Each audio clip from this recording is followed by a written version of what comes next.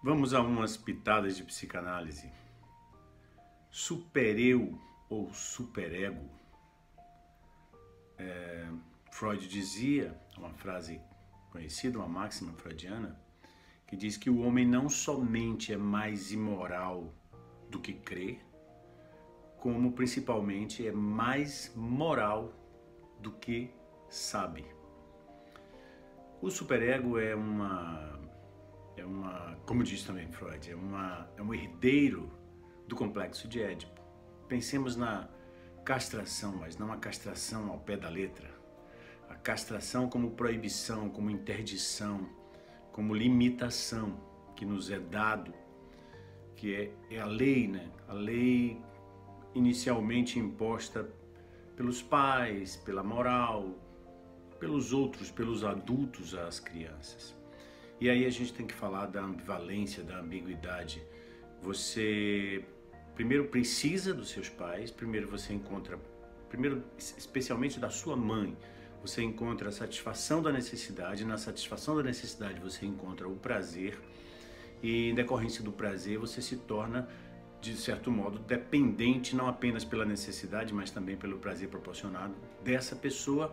E com a continuação, não vou aqui entrar muito em detalhes nem na sequência da coisa, você tende a agradar a essa pessoa, buscar agradar e responder positivamente ao que essa pessoa demonstra ser as suas expectativas a respeito do que você será e do como você agirá e do que você fará e pensará e sentirá.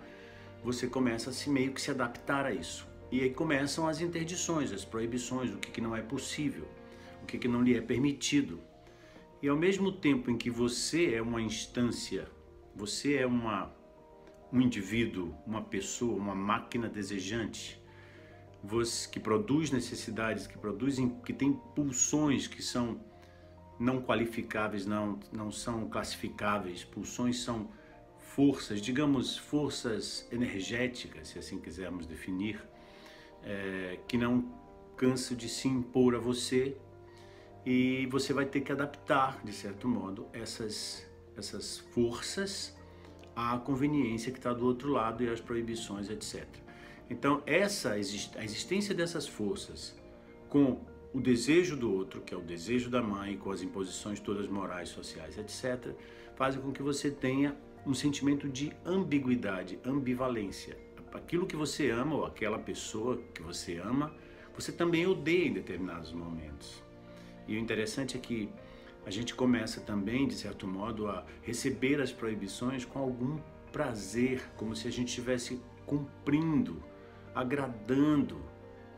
Aquilo que nos é proibido é o que agrada ao outro, então a gente busca, de certo modo, fazer isso, agradar, atender, responder positivamente para agradar ao outro, ainda que nos desagrade.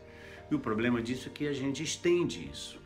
A gente vai para a vida obedecendo, atendendo a esse superego moral, esse superego pessoal, né? Esse superego, essas proibições, às vezes com as quais a gente não concorda, e a gente se habitua e nem sempre percebe que está fazendo isso.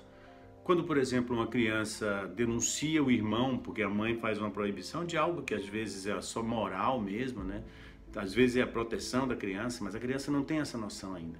Então ela absorve a proibição como uma qualidade e cerceia o irmão, denuncia o irmão ou diz para não fazer apenas porque a mãe disse isso, sem questionar, sem ter inclusive às vezes condição, né, dependendo da idade ainda, condição de fazer nenhum questionamento, que pode ser simplesmente enfiar o dedo na tomada, mas pode ser simplesmente mexer no próprio corpo, tocar o próprio sexo, etc.